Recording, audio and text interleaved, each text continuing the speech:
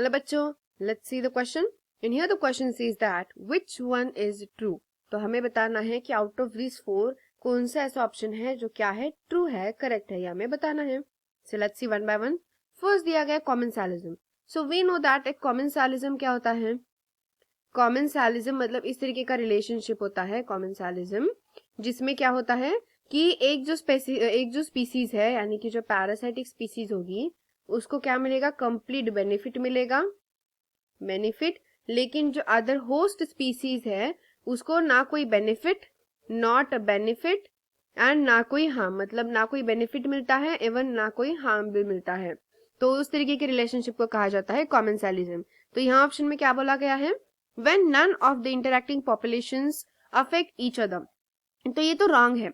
क्यों रॉन्ग है? क्योंकि यहाँ पे बोला गया है कि कौन से भी पॉपुलेशन को इंटरैक्टिंग, जो दोनों इंटरैक्टिंग पॉपुलेशन है यानी कि पैरासाइटिक और होस्ट, दोनों को भी कोई अफेक्ट नहीं हो रहा। ऐसा नहीं है, पैरासाइटिक स्पीसीज को तो अफेक्ट हो रहा है ना, क्योंकि उसको तो बेनिफिट मिल रहा है।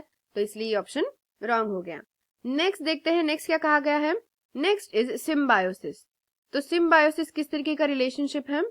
सो सिम्बायोसिस एक इस तरीके का इंटरेक्शन है जिसमें क्या होता है कि इंटरैक्टिंग दोनों जो स्पीसीज है, दोनों इंटरैक्टिंग जो भी स्पीसीज होंगी, इंटरैक्टिंग स्पीसीज, दोनों को बेनिफिट मिलेगा, बोथ गेट्स बेनिफिटेड, और हम कह सकते हैं both gets benefit.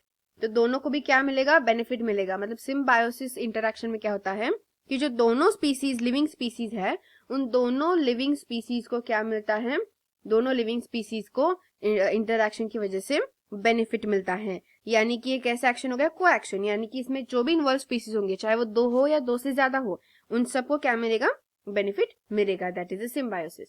So let's see यहाँ पे क्या बोला गया है, when the interaction is useful to both the populations. तो यहाँ पे कहा गया है द इंटरैक्शन जो है वो दोनों स्पीसीज के लिए यूजफुल है, दोनों पॉपुलेशन के लिए। So it is a true one, correct है। नेक्स्ट क्या कहा गया है, नेक्स्ट अगेन सिम्बायोसिस दिया गया है when neither populations affect each other. दोनों पॉपुलेशंस को अफेक्ट नहीं हो रहा कह रहा है, तो ये तो रॉन्ग हो गया। So this is wrong one, क्योंकि दोनों को इफेक्ट हो रहा है, दोनों को बेनिफिट मिल रहा है, both, right. Next commensalism, when both interaction is useful for both population. ये तो सिम्बायोसिस हो गया।